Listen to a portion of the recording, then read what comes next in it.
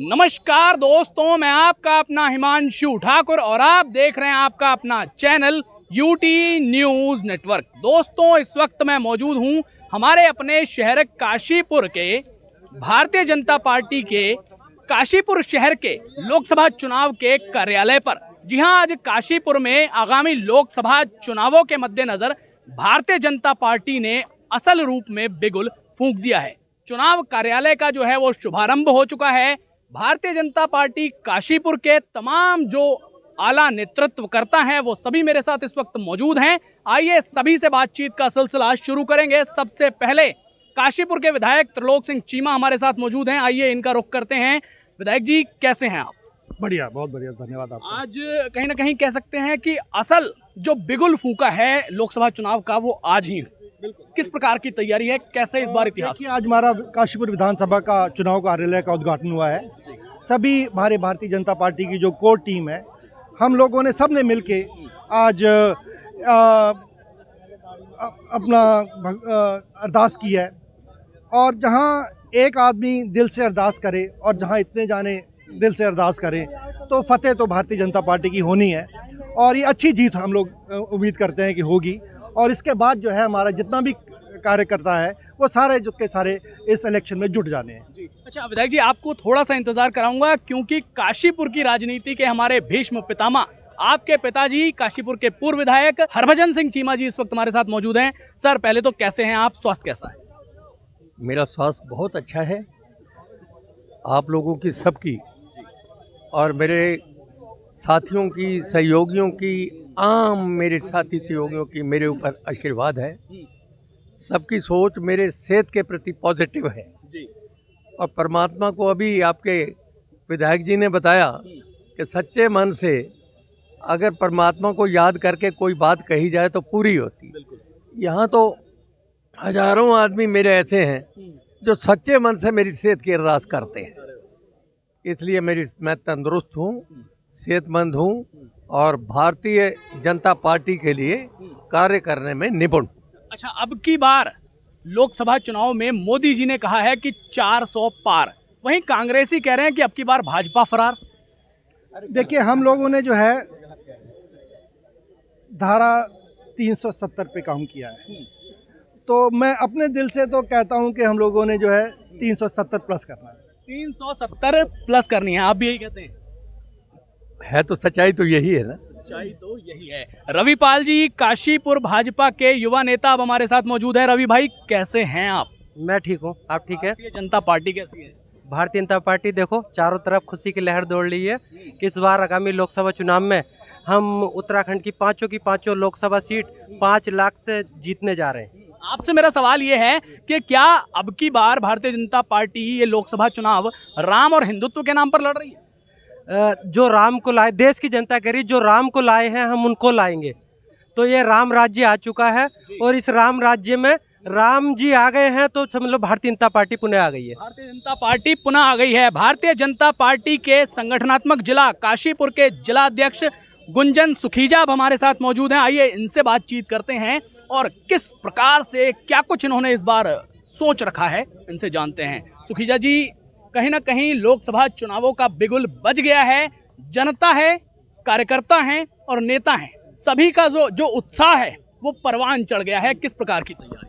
देखिए, देश की 135 करोड़ की जनता जिसे मोदी जी ने अपना परिवार माना है, वो तीसरी बार मोदी जी को प्रधानमंत्री बनाने के लिए देश की जनता ने ही कमर कस ली। ये वास्तव में पहला ऐसा चुनाव देखने को मिल रहा है जो देश की जनता चुनाव लड़ रही है। और मैं आपके चैनल के माध्यम से मैं 100% अपने कार्यकर्ताओं के दम पर आपको ये बात कहना चाहता हूं कि पिछली बार लगभग 3 लाख मतों से हम चुनाव जीते थे और इस बार 5 से 6 लाख मतों से हम इस लोकसभा का चुनाव जीतने जा रहे हैं। कांग्रेस ने अभी तक, आप सब लोग जानते हैं कि अपना प्रत्याशी घोषित नहीं किया। कांग्रेस में अंदर खाने एक द्वंद्व चल रहा है, एक लड़ाई चल रही है। वो लड़ाई किस चीज को लेके है? वो लड़ाई इस चीज को लेके है कि किसी तरीके से टिकट मुझे ना मिले, टिकट उसको मिल जाए, ताकि जो शहीद होना है वो मैं ना हूं, सामने वाला व्यक्ति शहीद हो जाए। इस प्रकार की लड़ाई इस समय इस सीट में कांग्रेस में चल रही है। कहीं ना कहीं आप कांग्रेस पर निशाना साध रहे हैं कि वो लोग देरी कर रहे हैं, और कांग्रेस के नेतृत्व का कहना है कि भैया हम देरी इस वजह से कर रहे हैं कि पहले सामने वालों को देख लें कि भाई वो किस तरह से पासा फेंक रहे हैं, उसके बाद खेला करेंगे। देखिए ऐसा है, अगर पिछले 10 वर्षों का आप नरेंद्र मोदी जी का अगर आप कार्यकाल देखेंगे, जो इस देश की जनता को समर्पित रहा, और जैसा अभी यहाँ बैठक चल रही थी, विधायक जी ने एक बात कही कि आज़ादी भले 1947 में इस देश को मिली, लेकिन उस आज़ादी का आभास वास्तव में नरेंद्र मोदी जी के प्रधानमंत्री बनने के पश्चात 2014 में हुआ। आखिर क्यों लोगों के घरों में शौचालय नहीं थे, किस प्रकार की वो आज़ादी थी? आखिर क्यों महिलाओं को लकड़ी पर खाना बनाना पड़ता था, क्यों उनके घर में सिलेंडर नहीं था? क्यों हमारा समाज जो है वो छप्पर में रहता था, उसके पास पक्का घर नहीं था? आखिर कोई गरीब व्यक्ति बीमार हो जाता था, उसके पास अपना इलाज कराने को पैसे नहीं थे, वो दर दर भटकता था और इसी प्रकार वो दम तोड़ देता था। आखिर किस प्रकार की आज़ादी थी? वास्तव में 2014 में नरेंद्र मोदी जी के प्रधानमंत्री बनने के पश्चात इस पूरे विश्व के अंदर भारत की छवि बदली है। पहले भारत को अगर कोई भी अंदरूनी समस्या भी होती थी, कांग्रेस के समय में आप सब लोग जानते हैं, वो कहीं ना कहीं हमारे प्रधानमंत्री या नेता जो होते थे हमारे सत्ताधारी पार्टी के, वो अमेरिका की तरफ टकटकी लगा के देखते थे कि अमेरिका वाले आके हमारा मामला सुलझाएंगे, चाहे वह पाकिस्तान से मामला हो, चाहे वह चाइना से मामला हो। लेकिन मोदी जी के प्रधानमंत्री बनने के पश्चात हम सब लोगों ने देखा कि जिस तरफ हम टकटकी लगा के देखते थे, आज वही देश अपने मामलों को लेकर हमारे प्रधानमंत्री मोदी जी की तरफ टकटकी लगा के देखते हैं। ये इस जनता के, इस देश की जनता के वोट की कीमत है, जिन्होंने लगातार 2 बार नरेंद्र मोदी जी को इस देश का प्रधानमंत्री बनाने का काम किया। और हमारे कार्यकर्ताओं ने इस बार अपने आप संकल्प लिया है कि अब की बार 400 पार, मोदी सरकार तो है ही, अब की बार 400 पार, इस संकल्प को लेकर आगे बढ़ रहे हैं। और इस बार हम पिछली बार से भी दुगने मतों से इस लोकसभा का चुनाव जीतने जा रहे हैं। निश्चित तौर पर हम कार्यकर्ताओं के बल पर ये कह सकते हैं कि पिछली बार इस विधानसभा को हमने 2019 में 67,000 वोटों से जीता था, और निश्चित इस बार हम 1 लाख की बाजी यहाँ से मारने वाले हैं। अच्छा, आप तो एक प्रकार से भारतीय जनता पार्टी की उपलब्धियां गिनाते नहीं थक रहे हैं, और वहीं कांग्रेस जो है वो आप लोगों की नाकामियां गिनाते नहीं थक रही है। कांग्रेसियों का कहना है कि ये भारतीय जनता पार्टी की सरकार खिलाड़ियों, महिलाओं, युवाओं और हमारे देश के गरीबों, शोषितों, वंचितों और दलितों की सबसे बड़ी दुश्मन है। हमारे देश के प्रधानमंत्री जी, जिनकी यात्रा शून्य से शिखर तक की है, पूरी दुनिया ने देखा है, और 2014 के बाद जो निर्णय हुए हैं, आज ये विरोधी भी भले ही चाहे अपनी राजनीतिक पार्टी के होने के नाते कुछ भी कहें, परंतु दबी जवान में ये भी चौराहे पे खड़े होकर नरेंद्र मोदी जी का गुणगान करते हैं। इसमें कोई दो राय नहीं है। हमारा नारा है सबका साथ सबका विकास, और वो भलीभूत हो रहा है, उसके परिणाम आ रहे हैं। और आज देख रहे होंगे लगातार इनसे राज्य छिन रहे हैं, और हम लगातार विश्व की सबसे बड़े सांसद, सबसे बड़े विधायक, सबसे अधिक मेयर, सबसे अधिक प्रधान, सबसे अधिक जिला पंचायत सदस्य वाली पार्टी हम बन रहे हैं।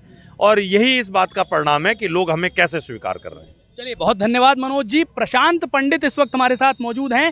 काशीपुर में युवा हृदय सम्राट, इनको इनके समर्थक, इनको इनके भाई कहा करते हैं।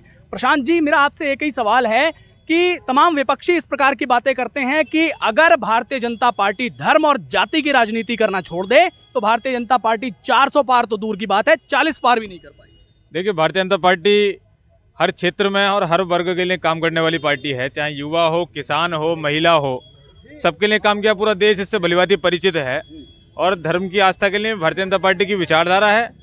संघ से संबंधित पार्टी के लिए विचारधारा एक बहुत बड़ी पार्टी है, और विचारधारा को मानते हुए उसने जो निर्णय चुनाव से पहले किए थे वो निर्णय पूरे किए हैं। और इस देश में आज की तारीख में युवाओं की क्या स्थिति है, युवा कितना विश्वास कर रहा है, क्योंकि मोदी जी का कहना है युवा देश और युवा प्रदेश, इसलिए देश को आगे बढ़ाने के लिए युवाओं को ही आगे आना चाहिए।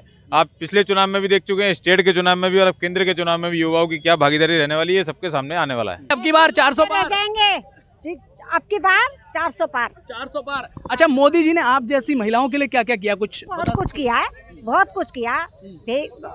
फ्री राशन दे रहे और उजला गैस दे रहे हैं, हम तो खैर सर्विसमैन आदमी है, हमें तो पता नहीं है, मगर सब गरीबों को दे रहे हैं तो हमें अच्छा लग रहा है। अच्छा लग रहा है। हाँ जी, अब की बार 400 पार पक्की बात है। बिल्कुल बिल्कुल 400 पार होगा, क्योंकि मोदी जी की योजनाएं लगातार धरातल पे हैं और 400 पार 101% 400 पार होंगी। क्योंकि देखिए, स्वच्छ भारत मिशन से लेके उज्ज्वला योजना, सौभाग्य योजना, हर तरीके से शौचालय दिया, लोगों को पक्की छतें दी, पक्के मकान दिए, मुद्रा योजना, लोगों के जो पहले कभी खाते नहीं खुलते थे आज खाते भी खुल रहे हैं। तो नरेंद्र मोदी की हजारों योजनाएं इस समय गिनवाने को हैं। इससे पहले कभी योजनाएं गिनाई नहीं जाती थी। आज नरेंद्र मोदी जी की सरकार है, आम आदमी की सरकार है, अंतिम छोर पे बैठे हुए व्यक्ति की सरकार है, एक अंतिम छोर पे बैठे हुए दलित, शोषित, वंचित, पीड़ित की सरकार है। इस सरकार में न्याय है, हर आदमी के लिए हर तरीके से योजनाएं बनाई जा रही हैं। आज संसद में देखिए मातृ वंदन योजना चालू हो गई है। पहले संसद में 81 महिलाएं हुआ करती थी, लेकिन आज जो है माननीय नरेंद्र मोदी जी ने जो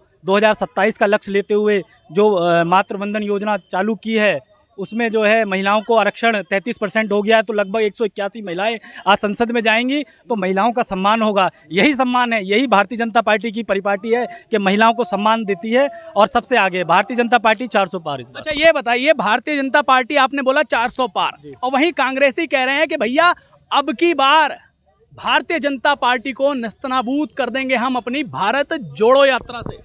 देखिए, भारत जोड़ो यात्रा का कोई असर नहीं हुआ। अभी आपने पहले देखा होगा 4 राज्यों में हार मिली है, लगातार हार रही है कांग्रेस पार्टी। कांग्रेस पार्टी के पास ना तो कोई संगठन है, आंतरिक संगठन है, और ना कोई विचारधारा है।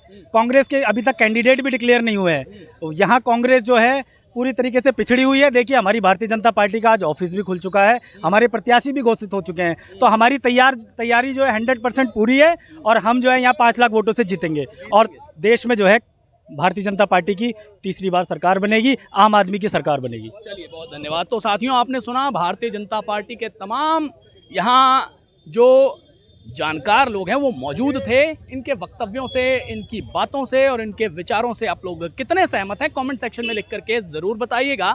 धन्यवाद।